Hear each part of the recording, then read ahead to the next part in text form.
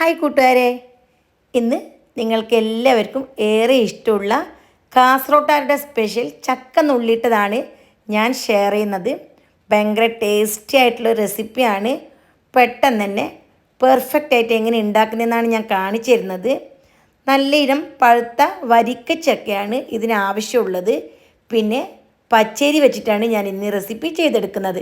അപ്പോൾ അതിനും വേണ്ടിയിട്ട് ഞാനിവിടെ 250 ml മെഷർമെൻറ്റ് കപ്പിൽ 1.5 കപ്പ് പച്ചരി എടുത്തിട്ട് നല്ലോണം കയ്യതിന് ശേഷം കുതിരാൻ വേണ്ടിയിട്ട് വെക്കുന്നുണ്ട്. ഏത് റെസിപ്പി ഉണ്ടാക്കാൻ വേണ്ടിയിട്ടും അരി കുതിരാൻ വെക്കുമല്ലോ, അപ്പോൾ നല്ലോണം കൈയിട്ട് തന്നെ കുതിരാൻ വേണ്ടിയിട്ട് വെക്കണം. ഒരു 5-6 മണിക്കൂർ നല്ലോണം കുതിർന്നെങ്കിൽ നല്ലപോലെ നമുക്ക് പെട്ടെന്ന് തന്നെ അരച്ചിട്ടെല്ലാം കിട്ടും. അപ്പോൾ ഞാനിവിടെ അരിയെല്ലാം നല്ലോണം കൈയിട്ടെടുത്ത് ഇനി ആവശ്യത്തിന് വെള്ളം ഒഴിച്ചിട്ട് കുതിരാൻ വേണ്ടിയിട്ട് വെക്കണം. ഒരു 6 മണിക്കൂർ എങ്ങനെയും കുതിരാൻ വെക്കണം. ഇനി തീരെ സമയമില്ലെങ്കിൽ 4 മണിക്കൂറെങ്കിലും വെക്കണം. നമുക്ക് 4 മണിക്കൂറിന് ശേഷം ഇത് അരച്ചിട്ടെടുക്കാം. അപ്പോൾ എപ്പോൾ അരി കൈയിട്ടായിട്ട് മൂടിയിട്ട് വെക്കണം. അപ്പം നമുക്ക് ഇതിലേക്ക് പ്രാണിയും ഈച്ചയൊന്നും കുത്തിരിക്കൊന്നുമില്ല. അപ്പം ഞാനിവിടെ അരി നല്ലോണം കുതിരാൻ വേണ്ടിയിട്ട് വെച്ചിട്ടുണ്ട്. അതിന് ഈ അരിയെല്ലാം മിക്സിൻ്റെ ജാറിലേക്ക് ഇട്ട് കൊടുത്ത് എന്നിട്ട് ഇതിലേക്ക് 1 മുറി തേങ്ങ, വലിയൊരു മുറി തേങ്ങ, 3 ഏലക്ക, പിന്നെ 1/2 ടീസ്പൂൺ ചെറിയ ജീരകം, വെല്ലം മെൽറ്റാക്കിയത്, 350 ഗ്രാം വെല്ലമാണ് ഞാനിവിടെ എടുത്തിട്ടുള്ളത്. വെറും 1/4 കപ്പ് വെള്ളം ഒഴിച്ചിട്ട് മെൽറ്റാക്കിയിട്ട് എടുക്കണം. വെള്ളം കൂടിപ്പോണ്ട. ചക്കയിലെല്ലാം വെള്ളം ഉണ്ടാകുമ്പോൾ കൂടിപ്പോയെങ്കിൽ നല്ലോണം ബുദ്ധിമുട്ടായിട്ട് നമുക്ക് ഈ റെസിപ്പി ശരിക്ക് ഉണ്ടാക്കാൻ പറ്റില്ല. ഇനി നല്ലപോലെ അരച്ചിട്ടെടുത്ത് ഇതിലേക്ക് ഞാൻ 1/2 ടീസ്പൂൺ ഉപ്പും കൂടി ചേർത്തിട്ടുണ്ട്. അതിന് ഇപ്പോൾ തന്നെ നമുക്ക് ലൂസായിട്ട് കണ്ടില്ലേ, ആകെ 1/4 കപ്പാണ് വെള്ളം ഒഴിച്ചിട്ടുള്ളത്. ഇനി തേങ്ങ കൊത്ത് ഇട്ട് കൊടുക്കണം. അരക്കുമ്പോൾ നമ്മൾ തേങ്ങ ഇട്ട് കൊടുത്തിന്, എന്നാലും തേങ്ങ കൊത്ത് ഇട്ട് കൊടുത്താൽ നല്ല ടേസ്റ്റാണ്.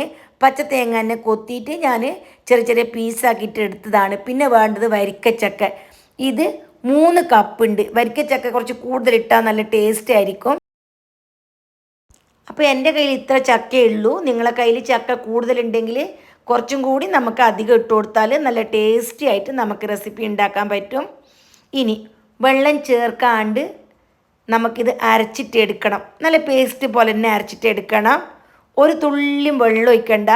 അപ്പം നമ്മൾ ഇതിലേക്ക് ആകെ വെല്ലം ഒഴിക്കുന്ന സമയത്ത് 1/4 കപ്പ് വെള്ളം മാത്രമാണ് ഒഴിച്ചു കൊടുത്തിട്ടുള്ളത്. ഇനി അരച്ച ബാറ്ററിലേക്ക് ചക്ക മിക്സും കൂടി ഇട്ടിട്ട് നല്ലോണം ഒന്ന് മിക്സ് ആക്കിയിട്ട് എടുക്കണം. ചക്കയും വെള്ളമൊന്നും ചേർക്കാണ്ട് അരച്ചിട്ടും നല്ലപോലെ ലൂസായിട്ടല്ലേ കിട്ടുന്നത്. ഇനി അഥവാ ലൂസായിപ്പോയാൽ കുറച്ച് മൈദപ്പൊടിയോ അല്ലെങ്കിൽ പച്ചരിപ്പൊടിയോ ചേർത്ത് കൊടുക്കാം. വെല്ലം 350 ഗ്രാം ചേർത്തുകൊണ്ട് തന്നെ നല്ല മധുരം ഉണ്ടായിരിക്കും. ചക്കയും നല്ല മധുരമുള്ള ചക്കയാണ്. കൂടുതൽ മധുരം ഇഷ്ടമില്ലാത്ത ആൾക്കാരുണ്ടാവുമല്ലോ, അവർക്ക് 250 ഗ്രാം ചേർത്തും ഈ റെസിപ്പി ഉണ്ടാക്കാം. ഇനി മിക്സിയിൽ സ്ഥലം ഉണ്ടെങ്കിൽ ചക്ക അരച്ചെടുക്കുന്ന ബാറ്ററിൻ്റെ ഒന്നിച്ച് തന്നെ ചേർത്താലും നല്ല ടേസ്റ്റ് തന്നെ ആയിരിക്കും.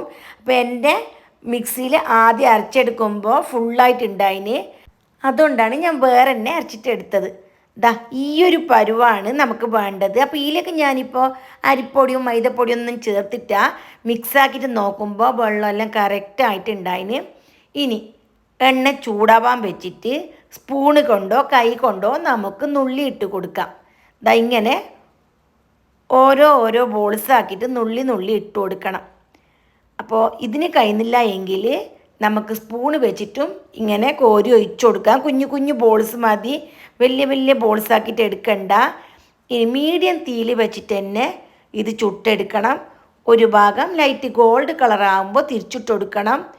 ഇനി ആ മറ്റേ ഭാഗവും ഗോൾഡ് കളറാകുമ്പോൾ വീണ്ടും തിരിച്ചിട്ട് കൊടുക്കണം. അങ്ങനെ 2-3 പ്രാവശ്യം തിരിച്ചും മറിച്ചും ഇട്ട് നമുക്ക് ഈ റെസിപ്പി ഫ്രൈ ചെയ്തെടുക്കാം. അപ്പോൾ 1.5 കപ്പ് പച്ചരിയാണ് ഞാൻ എടുത്തിട്ടുള്ളത്. നല്ല വലിയ ഒരു മുറി തേങ്ങ ഇട്ട് കൊടുത്തിട്ടുണ്ട്. പിന്നെ 3 കപ്പ് ചക്ക ഇട്ട് കൊടുത്തിട്ടുണ്ട്. 350 ഗ്രാം ശർക്കരയും 1/4 കപ്പ് വെള്ളമാണ് ഞാൻ ഇതിലേക്ക് ഒഴിച്ചു കൊടുത്തിട്ടുള്ളത്. അപ്പോൾ ഇത്രയും കറക്റ്റായിട്ട് ചേർത്താൽ കറക്റ്റ് പാകത്തിന് തന്നെ നമുക്ക് അരച്ചെടുക്കാൻ പറ്റും. ഇനി മഴക്കാലമൊക്കെ ആണെങ്കിലും മഴ കൊണ്ട ചക്കയാണെങ്കിലും ചക്ക അരച്ചെടുക്കുമ്പോൾ അല്പം ലൂസാവാനൊക്കെ സാധ്യതയുണ്ട്. അപ്പോൾ അങ്ങനെയാണെങ്കിൽ കുറച്ച് അരിപ്പൊടിയോ മൈദയോ ഇട്ട് കൊടുത്തിട്ട് ബാറ്റർ ഒന്ന് തിക്കാക്കി എടുത്താൽ മതി. വളരെ ടേസ്റ്റി ആയിട്ടുള്ള നമ്മളെ കാസർഗോട്ടുകാരുടെ ചക്ക നുള്ളിയിട്ടതാണ് ഞാൻ നിങ്ങൾക്ക് ഇന്ന് കാണിച്ചു തന്നിട്ടുള്ളത്. ഇപ്പം ചക്കൻ്റെ സീസൺ ആയതുകൊണ്ട് തന്നെ ഇഷ്ടംപോലെ ചക്ക കിട്ടും. ഇപ്പം എൻ്റെ വീട്ടിൽ ചക്കയില്ല, എനിക്ക് എൻ്റെ ഫ്രണ്ട് കൊടുത്തയച്ച ഒരു കഷ്ണം ചക്കയെന്നാണ് ഞാൻ ഈ റെസിപ്പി ഉണ്ടാക്കിയിട്ട് കാണിച്ചത്. അപ്പോൾ ചക്ക ഉള്ള ആൾക്കാർക്കെല്ലാം പെട്ടെന്ന് തന്നെ ഉണ്ടാക്കാൻ പറ്റുന്ന ഒരു ഈവനിങ് സ്നാക്സാണിത്. ചക്കൻ്റെ കാലത്ത് തീർച്ചയായിട്ടും എല്ലാവരും ഇതൊന്ന് ട്രൈ ചെയ്ത് നോക്കണം. ഭയങ്കര ടേസ്റ്റാണ്. കാസർഗോട്ടുകാർ പൊതുവെ ഈ റെസിപ്പി എല്ലാവരും ഉണ്ടാക്കുന്നത് തന്നെയാണ്. ഇനി ഉണ്ടാക്കാത്ത ആൾക്കാരുണ്ടാവുമല്ലോ, അവർക്കും വേണ്ടിയിട്ടാണ് ഞാൻ ഇന്ന് റെസിപ്പി ചെയ്ത് കാണിക്കുന്നത്. അപ്പോൾ തീർച്ചയായിട്ടും എല്ലാവരും ട്രൈ ചെയ്ത് നോക്കണം. അപ്പോൾ ഇനി എന്തെങ്കിലും ഡൗട്ട് ഉണ്ടെങ്കിൽ എല്ലാവരും കമൻറ്റിലൂടെ ചോദിച്ചാൽ ഞാൻ നിങ്ങൾക്ക് അതിന് റിപ്ലൈ നൽകുന്നതായിരിക്കും.